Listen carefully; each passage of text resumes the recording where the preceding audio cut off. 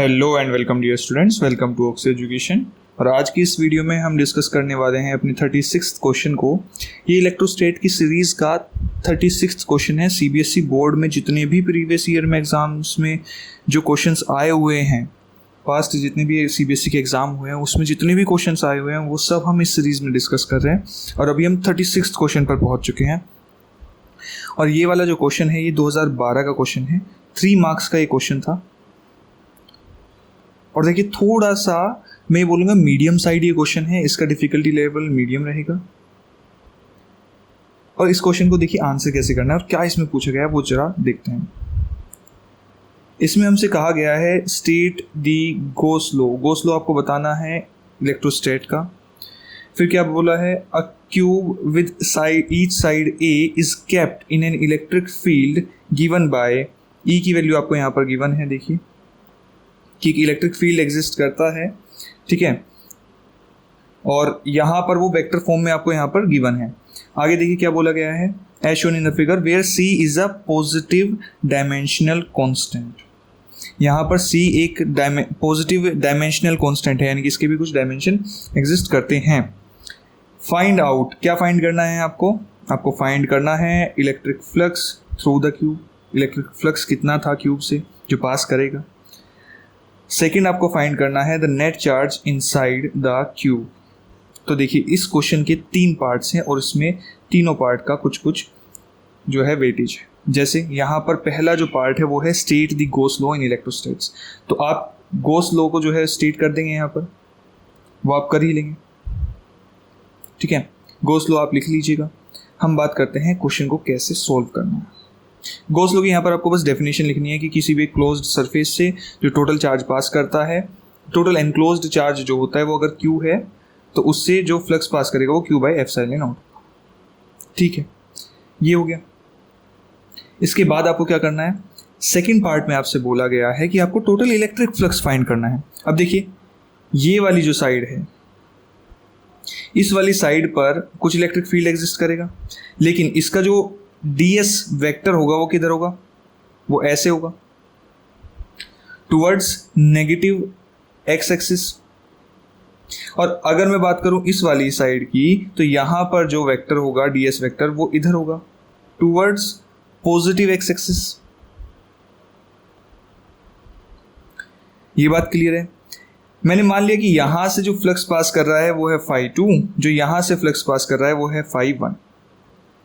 अब इन दोनों फ्लक्स को हम ऐड कर देंगे तो हमें टोटल फ्लक्स मिल जाएगा। क्योंकि देखिए जो इलेक्ट्रिक फील्ड लाइन है वो कैसे पास करेंगे, इससे वो ऐसे पास करेंगे।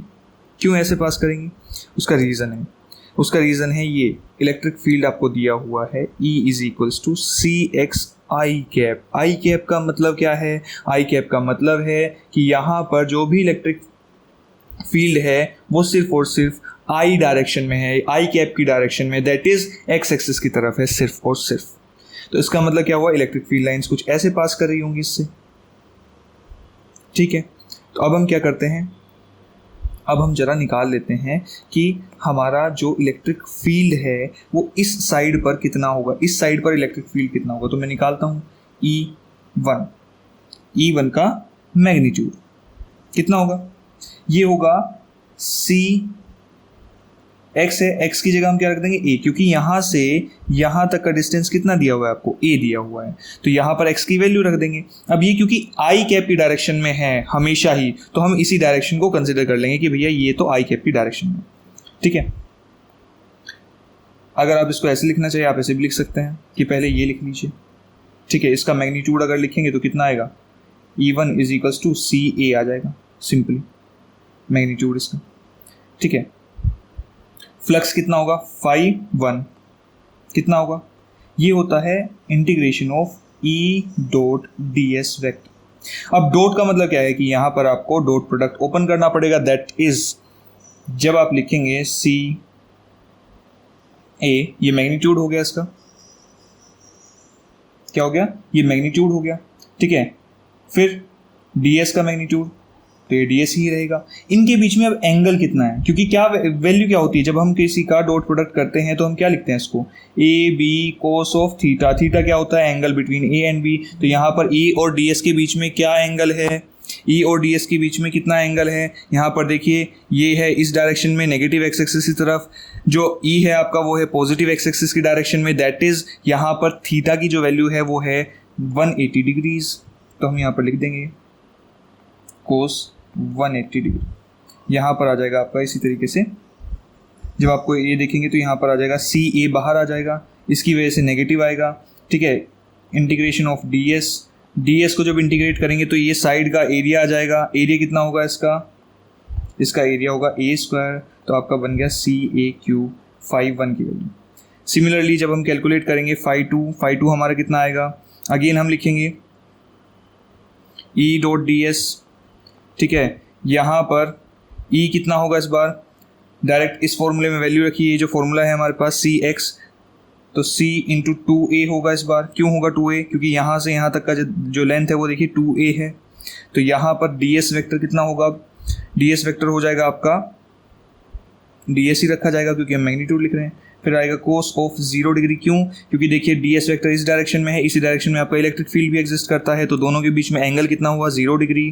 तो यहाँ पर हो जाएगा ये आपका आएगा c2a ds, और ds कितना होगा, ये होगा ए स्क्वायर, ठीक है। टोटल एरिया क्योंकि इस साइड का, क्योंकि ये क्यूब है तो इसका भी एरिया ए स्क्वायर ही होगा, तो यहाँ पर आ जाएगा 2ca क्यूब।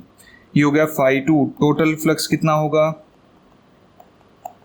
टोटल फ्लक्स होगा आपका φ1 plus φ2, that is 2ca cube plus ca cube. अब देखिए यहाँ पर ये आ जाएगा कितना, सॉरी यहाँ पर हमने एक छोटी सी मिस्टेक की है, क्या कि ये नेगेटिव को हम भूल गए हैं, देखिए ज़रा, ठीक है। तो यहाँ पर हम क्या लिखेंगे, इसको नेगेटिव कर देंगे, तो ये हमारा क्या आ जाएगा ca क्यूब, ये आएगा हमारा फाई टोटल। तो हमारा जो सेकंड पार्ट है वो हो गया कंप्लीट। यहाँ पर थर्ड पार्ट देखिए, थर्ड पार्ट में हमसे बोला गया है net charge inside the cube.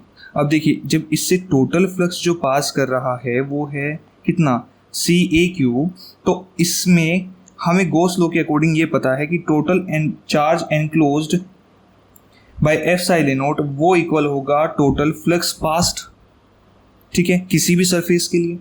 तो यहाँ पर क्यू एनक्लोज्ड आपका कितना आ जाएगा, क्यू एनक्लोज्ड आपका आ जाएगा ca क्यूब एप्सिलॉन नॉट। ये हो गया आपका आंसर सेकंड पार्ट का।